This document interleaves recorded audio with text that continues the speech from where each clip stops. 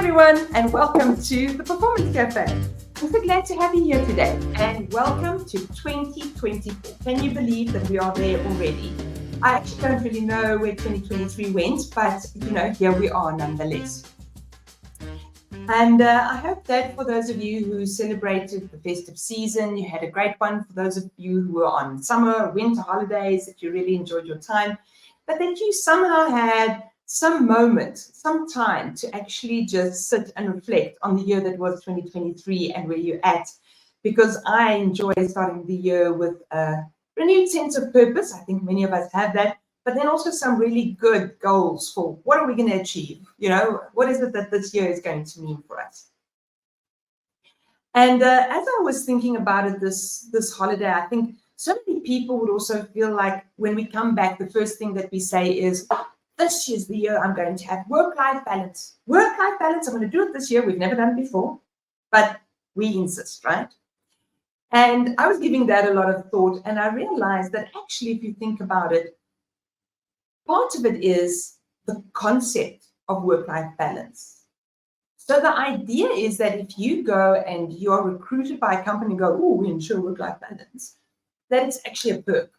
Actually, human beings need work-life balance. So, I don't think it's much of a perk. I think maybe, it's just being marketed really well. And then I sat and I thought about the concept of work-life balance. What does it really mean? And I think it comes from the perspective of work is there for money and life is what you love doing. If you think about so many people who have to go to jobs and earn a salary just to make it through to the end of the month, but actually they're not vested in this business, in this role, in whatever this discipline that they're in. And so these 8 hours at work are stealing their precious time from the time at home and the time resting. So I thought to myself, and I think I might have mentioned this once before, that I've sort of had these ruminations to ask, is work-life balance really what we're looking for? Is that the right word? Because you see, I, amongst many people that I know, actually get to work at something that we love. And because we love doing our work, work-life balance gets really distorted because we love working. So sometimes we forget to switch off, disconnect, and actually, go home for the evening, so to speak, especially when we're working virtually. And so I was sitting thinking about, to me, it's not about a balance. It's not about the one is bad and the one is good. It's about how do I make these two meld together? And it was quite interesting because then in my searches around this, I came across the Japanese concept of Ikigai. And Ikigai is basically how the Japanese go about determining their reason for being. And I really enjoyed what I learned there. And today I want to talk to you about that and a little bit about work-life balance or this work-life integration. So let's first go through the phases of Ikigai. What is it? What's it about? So Ikigai says, ask yourself 4 questions. Firstly, what do you love? What is that thing that you enjoy doing? We sometimes will say, what's the thing that you'll do even if you don't get paid? Right. Next up, what are you good at? What's that thing that just is so easy for you and that you enjoy doing? Number 3, what is it of this, or what is it that the world needs, and does it come up with what you love and what you're good at?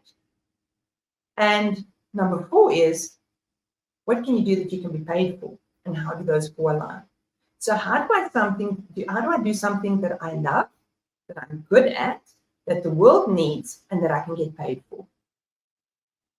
So I'm going to use my example of coaching. Most of you will know by now that I'm a strengths coach. I also do Enneagram coaching, and I'm ICF accredited. So I love coaching. I really have. And I know I have because I've been coaching since before I even had enough sense to know what it was. You see, when I was little, I started by trying to solve other people's problems. Not quite coaching as we know it today in a sophisticated sense, but my need to be around other people and make sure that they are happy, that they are comfortable. That already in me showed up at a young age as wanting to help people. I'm kind of good at it, right? Bit of a people pleaser, if you ask me. And from that perspective is I've learned the rules of the game of how do you please people? How do you find out what they need without being invasive? How do you give them the time to speak so that they can think through what they're thinking through and then verbalize? Then what is it that the world needs? Well, as you get older, you realize, well, it's not just me and my three little friends that need help, but it's like the school, it's the community, and you see that the world needs someone who's there, who wants to help and will create safe spaces for people to be who they want to be and how they want to be while they are going through their challenges or setting their goals for themselves. And then what can you be paid for? Well, hey presto, you can be a counselor, you can be a coach, you can be a therapist, you can be a psychiatrist. I happened to go the psychology coaching route because that was the most authentic to me. But you see how this Ikigai brings things together. Because you see, if you take a look at it at the next level, if you have something that you love and that you're good at, where they overlap, you're going to have passion. You're going to have something that you really care for. So you're going to really enjoy it, and the best of you will come forward to deliver that. When you have something that you love that the world needs, well, then you've got a mission. The world needs it. Go do it. And so much the better that it's something that you so badly want to do. Then if we take a look at what does the world need or what can I be paid for? Well, that's a vocation. That's my calling. And then if you're good at it and you can get paid for, well, that's a profession. So that's why I wanted to bring Ikigai to you today. Not only is it the beginning of the year and things like passion, mission, profession, and vocation is important to us, but also while doing this, how do I not get sucked into that lack of work-life balance or lack of work-life integration? So in going into the research here, I thought, let's just take a deeper look at what does this actually mean? When I say I've got something I love, well, it's about activities, it's about tasks, it's about different aspects of my work, it's what I really enjoy doing and what I'm passionate about. Now, in your personal life, as well as in your business life, consider the activities and the relationships that bring you joy and fulfillment. If you, for example, enjoy meeting lots of people constantly, well, maybe then something in business development or sales is something that a job that you will actually, that will ignite your passion because you're meeting so many new people and creating so many connections a day. If you're someone that would rather meet with a small group of people, or best not even people at all, but work on your own, that's what you love. Listen to it. So honor the fact that that alone time and what you do in that alone time, which is often leading up, in my opinion, to things like intellection, deep thought, learning, pondering, reflecting, philosophizing. That's your thing. Identify that. Then, second one, what are you good at? So recognize your strengths and skills in your professional life and seek opportunities to utilize them. So what am I good at? And again, what am I good at home? What am I good at or away from work and at work? Do they show up differently? How do they show up differently? How can I use them in each of those environments? Then, what the world needs. So understand the impact of you, what you do, how it impacts others, how it impacts others, how it contributes to a larger purpose, how it deals with societal needs, how, what's the ripple? Identify what is the ripple that gets caused by who you are. Now, at work, it can be for a team, of course, in your private life. You can take a look at maybe your community. If you've got a family, an extended family, maybe a charity, maybe, homes for abused pets, that kind of thing. Number 4, what can you be paid for?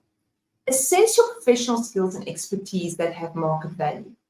And here, include all of them. I've seen so many people who are so incredibly competent, but because their life did not run in a straight line, they didn't go from beginner to intermediate to advanced to senior to manager. They've sort of done this. And then the very easy thing is to say, like, oh, in this little band, the thing that's logical is like that. But actually, what we see is nowadays, with globalization, with diversity, bringing in other skills that might seem unrelated, but that actually can add value to the process is so much more valuable. It is your differentiator. So don't just think in that straight little narrow line. Think of if there was a pot and you put all of your skills in them and you shook them up, what would you find? And then see what is it that you can be paid for, but that can meet your financial needs so that there is a space for you to be away from earning money in order to have that balance. So when you've developed those, you can from that see how does this link together so that I can find that those things that I love, that I'm passionate about, that are my vocation, my mission, my profession. And then step back from it. Because you see, the interesting thing here is that Ikigai never ever says that you should give up everything for a job or give up everything for a personal life. Ikigai recognizes that actually you do need the integration between what you love, what you're good at, what the world needs, what you can get paid for. But this all is dependent on your overall well-being. So it doesn't help you find things that you are passionate, good at, what the world needs, what you can get paid for, and you work yourself to the bone. Because Ikigai has never supported things like burnout. So ensure that both professional and personal aspects of your life are so fulfilling that you want to do both, not that the one overrides the other. And it's quite interesting because I think sometimes that's what happens. A couple of years ago, there was this thing that went around where people would talk about your wife, your work wife, and your work husband. And people spoke about having a close bond with someone in the office, and I believe that that is important. But the problem is if my personal life is unfulfilling, and my marriage and my children and my community is unfulfilling, but my work is really fulfilling, and I've got a work spouse, so to speak, and we get each other, and we've got the same value system, and we're striving for the same thing, you are opening your door for an affair. So make sure that not only do you plan both of these, but that you put enough time in both of those to make sure that they are both fulfilling and that they both meet a need. And just to round up around this concept of integration of work life, so Ikigai challenges this idea that they either or, they bleed into each other. And as long as what's bleeding is acceptable, that is a terrible sentence, right? But bear with me. As long as the move from the one to the other is rhythmic and it comes and it goes, there's always going to be that day where you have to work late. There's always going to be that day where you have to take time off work to go and see your children's concerts. But as long as both give and flex, so this stays in continual motion, that's work-life integration. And Ikigai also encourages people to find harmony by integrating the elements of passion and purpose in both professional and personal pursuits to make them both so fulfilling. So, what are some of the practical considerations that we have to keep in mind in order to really practice Ikigai? The first is set boundaries. So, clearly define boundaries between work and personal life. Have working hours and try not to bring work home if possible. But understand that as long as there's that flow, there's an equal give and take, that there is a form of balance as much as one needs. Prioritize self-care. So recognize that if you're not taking care of yourself, if you are not eating well, resting well, relaxing well, if you don't have personal interests, if you're not exercising, you are eventually going to dry up the energy that feeds the font from which work comes. Because you see, you can work as hard as you want to, and you can be as fulfilled as you want to. At some point, you will burn out because you do need to relax. You need to come down from that. As a friend of mine says, you can't always live there. You need to take a little bit of a holiday. Then delegate and collaborate. So part of overwork is if you hold all the work to yourself and you don't share the workload, well, then you just hogging it to yourself, in the short term, feeding yourself, but in the long term, setting yourself up for failure. Because at some point, when you delegate, then people won't know what to do. Frequently reassess priorities. So it's so easy, and I know I'm particularly prone to this. If everything sounds new, everything sounds exciting, it's that bright, shiny button kind of thing. And then I take on everything, and then I don't get to everything. And then I break myself because I don't work hard enough. Actually, I've just taken on too much. So frequently say or reassess your priorities and your goals, and be very sure what aligns with the work that you do, and what aligns with your passions, and what aligns with your personal life. So that there's always, as I keep on saying it over and over again, but it's so important that there's that flow of energy, right? And that not one of them becomes a source of stress or so demanding that it breaks the system. Practice mindfulness. So incorporate mindfulness practices into your routine. The thing about mindfulness is that actually all that it does is it teaches us to stay present, and it helps us to not get overwhelmed by external stresses. So understand how to create that place for yourself where you can be in the now, and where you can press pause on stress and just go, I'm going to be here in the now, and I'm just going to breathe for 5 minutes, because you see that removes all the cortisol and the stress from your body. And that helps you to then make better decisions going forward. Embrace flexibility. So when it comes to how you navigate this work and life, be flexible. I find very often people will go, oh, I took half an hour of work, it's the end of the world. Well, be flexible, because you're probably working half an hour somewhere else. Oh, but I now need to go to my child's recital, and it's during work time. Well, be flexible, because you're going to work later, in the next evening or two, for all intents and purposes, maybe the next weekend, whatever the case may be. And then my important one, and one that I battle with, is learning to say no. So understanding your limits and saying no to things that actually don't align with where you want to go, or that you know are so excessive. Rather let it go. Rather face the backlash of saying no than the backlash of burning yourself out. And so that brings me to the end of today's episode. And I hope that you have a wonderfully fulfilled year, and that you have all the information that you need in order to make that leap to work-life integration, and that you may have a lot of purpose, a lot of meaning, a lot of motivation, and everything that the Ikigai structure can give you. If you've enjoyed this video, as always, we record these and post them weekly on Facebook, LinkedIn, and on YouTube. And of course, if you like them that much, matching articles can be found on our website, performforward.com. And then, as always, if you've got a question for me, if you'd like to hear more about something, or if you want to ask me about something I said, please feel free to reach out on your channel of choice, leave us a comment or a question, and we'll get back to you as soon as possible. Bye. Next time. That's my next coffee. Goodbye.